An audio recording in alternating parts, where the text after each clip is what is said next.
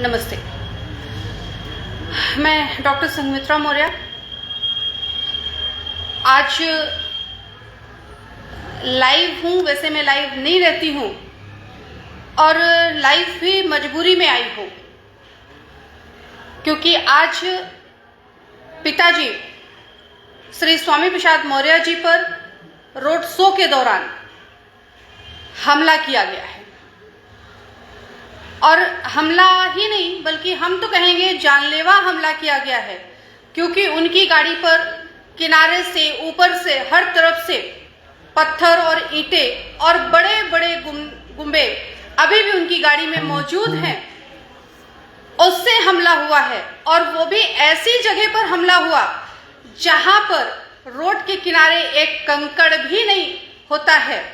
उस जगह पर ईंट और पत्थर के साथ में हमला हुआ है।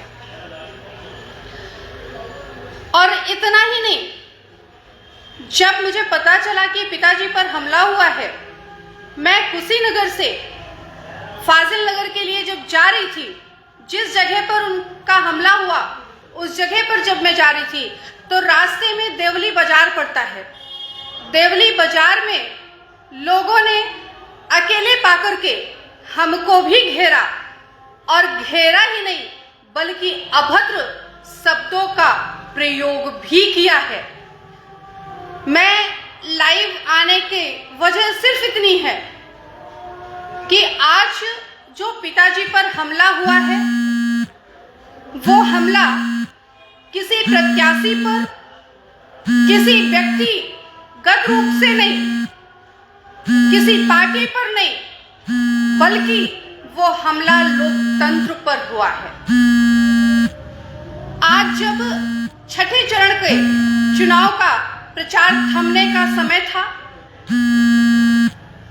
पूर्व प्रस्तावित कार्यक्रम में पिताजी का रोड शो था और रोड शो के दौरान उनकी गाड़ी पर हमला करना, और वो भी एक दो गाड़ियां नहीं, जिनको ये लग रहा हो कि पिताजी का हमला सिर्फ दिखावा है, उनको तो मैं ये भी कहूंगी कि फाजिल नगर के गोडरिया चौराहे पर, गोडरिया मार्केट में आकर के देख लीजिए किस तरह से 100 की 100 गाड़ियां डैमेज की गई हैं, किस तरह से वहां पर पिताजी के चालक के पत्थर लगा और उसका आधा कान कट गया है, किस तरह से लोगों के पैर टूटे हैं, किस तरह से लोगों के सर फटे हैं। और इतना ही नहीं बल्कि कुछ लोगों ने तो 5000 नंबर देख करके लोगों को बाहर निकाल करके भी इस तरह मारा है कि उनके हाथ में और उनके सीने पर, उनकी पीठ पर डंडों के निशान भी दिखाई दे रहे हैं। मैं भारतीय जनता पार्टी की कार्यकर्ता हूं, मैं भारतीय जनता पार्टी से सांसद भी हूं, और आज फाजिल नगर में भारतीय जनता पार्टी का पट्टा लगा करके भारतीय जनता पार्टी के प्रत्याशी की गाड़ी वहां पर खड़ी, भारतीय जनता पार्टी के प्रत्याशी के द्वारा जो भारतीय जनता पार्टी को बदनाम करने का कार्य किया गया, मैं उसका घोर निंदा करती हूं। और सिर्फ प्रत्याशी पर हमला नहीं बल्कि वो भारतीय जनता पार्टी जहां पर बहन, बेटी, बहू सुरक्षित होती है, अपने आप को सुरक्षित महसूस करती है, उसी पार्टी की सांसद के साथ भी भारतीय जनता पार्टी के कार्यकर्ताओं ने अभद्रता दिखा करके ये दिखाने का प्रयास किया कि पार्टी का शीर्ष नेतृत्व की हम नहीं सुनने वाले हैं। और मैं तो इस लाइव के माध्यम से अपनी पार्टी के शीर्ष नेतृत्व से निवेदन भी करना चाहूंगी कि यदि हमने कहा कि मैं प्रचार नहीं करूंगी तो हमने नहीं किया। हमने यदि पार्टी के प्रति अपनी कर्तव्य निष्ठा दिखाई तो पिता और पुत्री के नाते पुत्री होने का फर्ज भी निभाया। लेकिन समय समय पर एक औछी मानसिकता के तहत लोगों का हम पर आरोप लगाना, वो भी बिना सबूत के आरोप। मैं तो आज भी कहती हूँ, यदि किसी ने हमें समाजवादी पार्टी का प्रचार करते हुए देखा है तो उसका वीडियो हमें दे दो और हम मान जाएंगे। और समय समय पर हमें मानसिक रूप से प्रताड़ित वालों के प्रति भी मैं भारतीय जनता पार्टी के शीर्ष नेतृत्व से चाहूंगी कि कार्यवाही होना चाहिए। अब कार्यवाही होना चाहिए, क्योंकि बात सिर्फ समाजवादी पार्टी के प्रत्याशी की नहीं, बात भारतीय जनता पार्टी के सांसद की भी है, बात इस देश की आधी आबादी का नेतृत्व करने वाली एक बेटी की भी है, इस देश की बेटी की भी है, क्योंकि आज उसको भी घेरा गया है, उसके साथ भी अभद्रता की गई है। और जब वहां पर मैंने एसएसपी से बात किया तो एसएसपी के द्वारा हमें कहने के बाद वहां पर फोर्स पहुंची है और 5 गाड़ियों की फोर्स के साथ वहां से मुझे सुरक्षित निकाल करके फोर्स के माध्यम से लाया गया है। तो निश्चित तौर पर ऐसे लोग जो भारतीय जनता पार्टी को कलंकित करने का काम कर रहे हैं, चाहे वो प्रत्याशी हो भारतीय जनता पार्टी के, चाहे भारतीय जनता पार्टी के समर्थक हो, उन सब पर कार्यवाही होनी चाहिए। क्योंकि बात एक राष्ट्रीय पार्टी के ऊपर आंच आने की है, लोकतंत्र के साथ खिलवाड़ की है। और इसलिए मैं एक बेटी के भी आज खुल करके कहती हूं, आज तक हमने सारे फर्ज निभाए, पार्टी के कर्तव्यों का भी और बेटी का भी। हमने कहा प्रचार नहीं करेंगे, नहीं किया, लेकिन आज मैं खुलकर कहती हूं और निवेदन भी करती हूं इस लाइव वीडियो के माध्यम से कि फाजिल नगर की जनता जो प्यार आशीर्वाद इसने दे रही थी, वो अब उससे दुगनी संख्या में 3 मार्च को देगी और ऐसे कुकृत्य करने वालों को मुंह तोड़ जवाब 10 मार्च को मिलेगा। और जो हमें समय समय पर सलाह देते हैं कि आप भी इस्तीफा दे दो, या अफवाह फैलाते हैं कि संघमित्रा मौर्य भी पार्टी छोड़ने वाली हैं, इस्तीफा दे दीजिए, मैं उनको भी स्पष्ट कर देना चाहती हूं कि संघमित्रा मौर्य भारतीय जनता पार्टी की कार्यकर्ता है, भारतीय जनता पार्टी की सांसद हैं और वो बनी रहेंगी, अपनी पार्टी के लिए काम करती रहेंगी। हमें किसी की सलाह की जरूरत नहीं है। और वैसे भी हम बदायूं की देवतुल्य जनता के अमूल्य वोट रूपी आशीर्वाद से चुन करके देश की संसद में गए हैं। किसी की दया दृष्टि वाले सांसद हम नहीं हैं कि किसी ने हम पे दया दृष्टि बरसाई और हम बैकडोर से सांसद बनकर के एंट्री कर गए पार्लियामेंट में। हम बदायूं की देवतुल्य जनता के आशीर्वाद से गए हैं, इसलिए हम अपने कर्तव्यों को बदायूं की जनता के साथ निभाएंगे। ना हम इस्तीफा देंगे सांसदी से और ना पार्टी से, बल्कि हम तो कहेंगे राजनीति करने का मजा असली तो हमें अब आएगा। क्योंकि अभी तक संघमित्रा मौर्य राजनीति करती थी, तमाम सबूतों के होने के बाद भी किसी व्यक्ति के खिलाफ नहीं बोलती थी, सबूत दिखाने के बाद भी पिताजी की लगाम होती थी कि बेटा छोड़ो, पार्टी के पदाधिकारी हैं, पार्टी के कार्यकर्ता हैं। लेकिन अब पिताजी की लगाम नहीं होगी।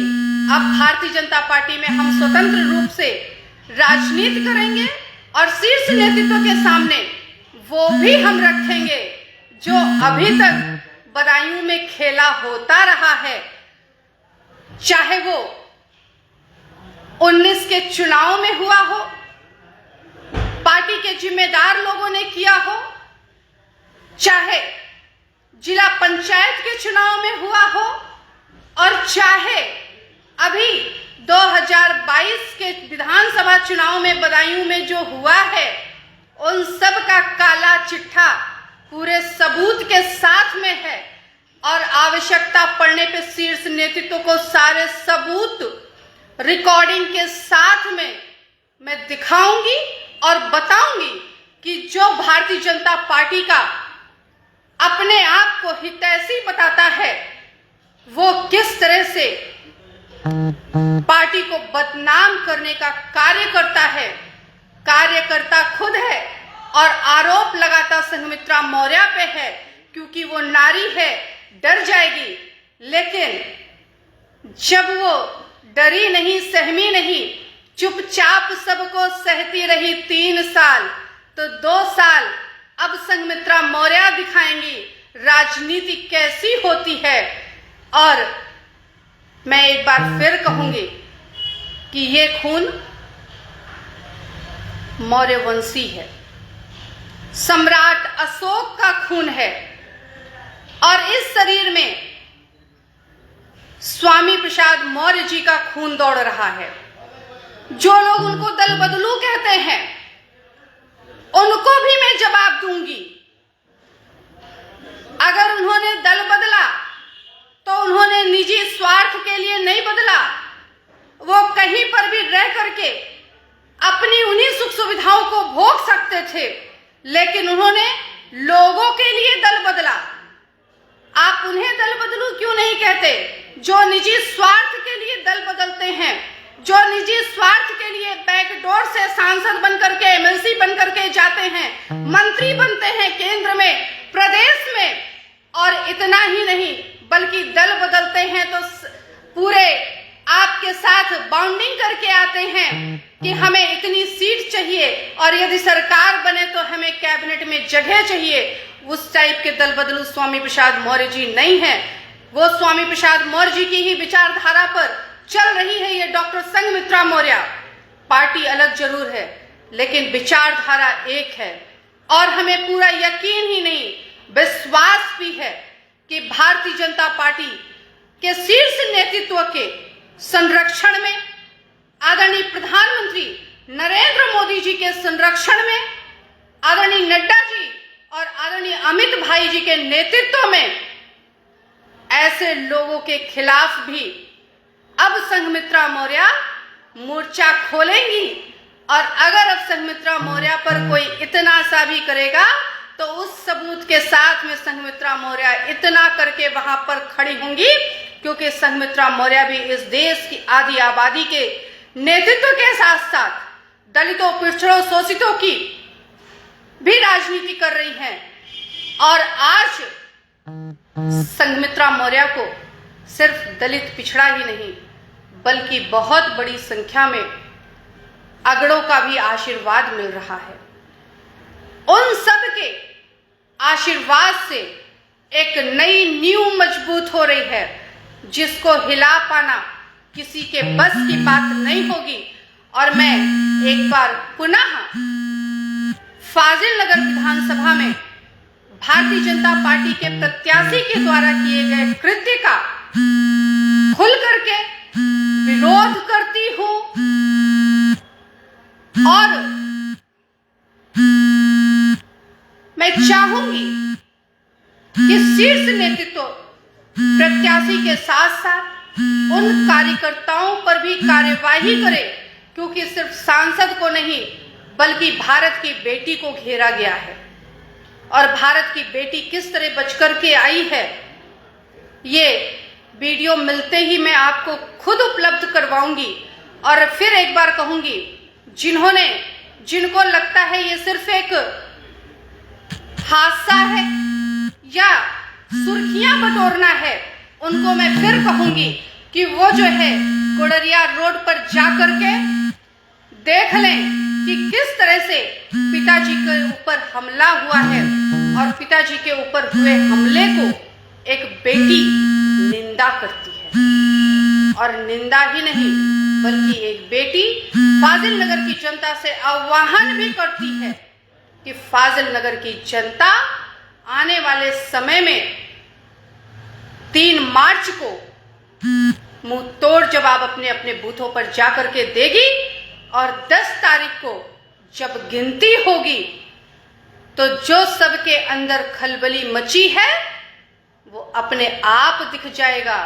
जो लोग भारतीय जनता पार्टी को बदनाम करने के लिए वहां पर भारतीय जनता पार्टी का परमिशन लगी हुई गाड़ी खड़ी करके हमला किए हैं, उनको बख्शा भी नहीं जाएगा, क्योंकि एक राष्ट्रीय पार्टी और वो पार्टी जो दंगे को कभी नहीं पसंद करती है, उस पार्टी के प्रत्याशी के द्वारा दंगा करके पार्टी को जो बदनाम करने का कृत्य किया गया है, वो निश्चित तौर पर निंदनीय ही नहीं, घोर निंदा मैं उसकी करती हूँ।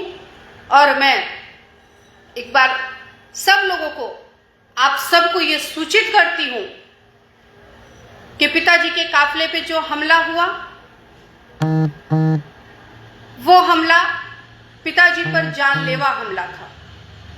क्योंकि जितनी 5000 गाड़ियां थी, उन सारी गाड़ियों पर आगे से, पीछे से, दाएं से, बाएं से के साथ साथ ऊपर से भी ईंट पत्थर फेंके गए हैं।